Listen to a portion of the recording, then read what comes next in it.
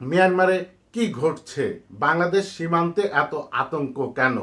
মাত্র 5 মিনিটে 4টি শক্তিশালী বিস্ফোরণ, রাতের অন্ধকারে কেঁপে উঠল পুরো বাংলাদেশ মিয়ানমার সীমান্ত।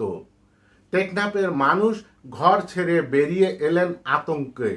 আবারও কি শুরু হতে যাচ্ছে নতুন সীমান্ত সংকট? রাখাইনে কেন হঠাৎ তীব্র হয়ে উঠছে যুদ্ধ? বাংলাদেশ কি আবারও নতুন রোহিঙ্গা ঢলের মুখে পড়তে যাচ্ছে? আর এই সংঘাতের সবচাইতে বড় প্রভাব কার উপরে? এই সব প্রশ্নের উত্তর জানুন আজকের এই প্রতিবেদনে। বুধবার রাত 9টা 37 মিনিট হঠাৎ করেই একের পর এক বিকট বিস্ফোরণের শব্দে কেঁপে ওঠে বাংলাদেশ মিয়ানমারের সীমান্ত। মাত্র 5 মিনিটের ব্যবধানে অন্তত 4টি শক্তিশালী বিস্ফোরণ ঘটে। আতঙ্কে ঘর থেকে বেরিয়ে আসেন টেকনাফের সীমান্তবর্তী এলাকার বাসিন্দারা। কিন্তু রাতের সেই আতঙ্ক শেষ হওয়ার আগেই বৃহস্পতিবার আবারও রাখাইনের মংডু ও বুথিডং এলাকায় বিমান হামলা চালায় মিয়ানমারের সামরিক জান্তা। যুদ্ধ বিমান থেকে একের পর এক বোমা হামলায় সীমান্তের ওপারে বিস্ফোরণের শব্দে বাংলাদেশের টেকনাফের জাদিমরা থেকে শাহপরীর দ্বীপ পর্যন্ত স্পষ্ট শোনা যায় সেই সব শব্দ। দীর্ঘ কয়েক মাস পর আবারও সীমান্তের মানুষ সরাসরি যুদ্ধের অভিঘাত অনুভব করছেন। কেন এই হামলা? প্রশ্ন হচ্ছে, হঠাৎ কেন আবার সংঘাত? স্থানীয় সূত্র ও রাখাইন ভিত্তিক বিভিন্ন গণমাধ্যমের তথ্য অনুযায়ী সামরিক জান্তা মূলত আরাকান আর্মির নিয়ন্ত্রণে থাকা মংডু ও বুথিডংয়ের বিভিন্ন সামরিক অবস্থান লক্ষ্য করে বিমান হামলা চালাচ্ছে। 2 দিনের মধ্যে প্রায় 30 বার বিমান হামলার দাবিও করা হয়েছে। তবে শুধু আরাকান আর্মি নয়, এই হামলার প্রভাব পড়েছে সাধারণ রোহিঙ্গা গ্রামগুলোতে।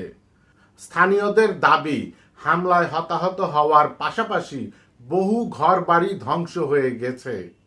এদিকে আরাকান আর্মির সঙ্গে মিয়ানমারের 3টি রোহিঙ্গা সশস্ত্র গোষ্ঠীর সংঘাত ও পরিস্থিতিকে আবারও জটিল করে তুলছে। বাংলাদেশের জন্য কেন উদ্বেগ?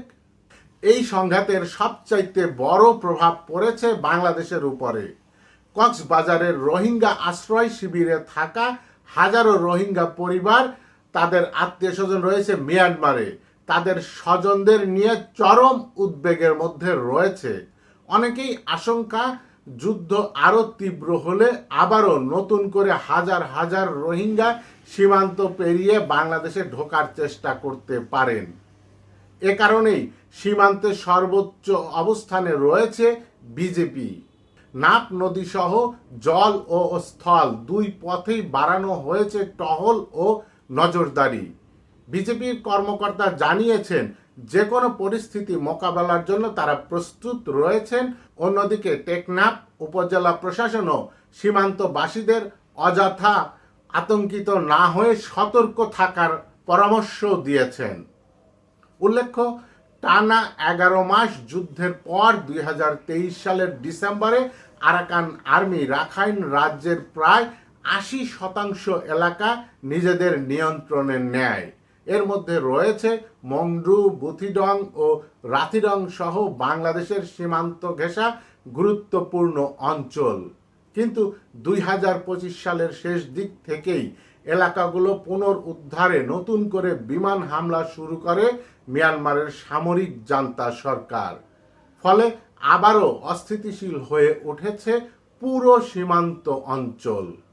প্রশ্ন এখন একটাই, রাখাইনের এই নতুন সংঘাত কি আবারও বাংলাদেশকে নতুন রোহিঙ্গা সংকটের মুখে ঠেলে দিবে, নাকি দ্রুত পরিস্থিতি নিয়ন্ত্রণে আসবে?